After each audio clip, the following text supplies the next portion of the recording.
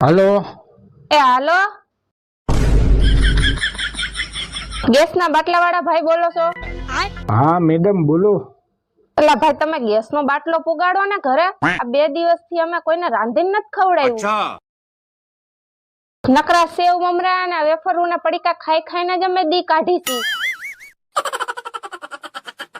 એલા ભાઈ આ બાટલાને લીધે અમારા ઘરમાં 2 દીથી એના ઝઘડા થાય છે. બાટલો મોકલાવો ને. તમે ક્યાંક જાતી જિંદગી અમારા છૂટાછેડા કરાવશો.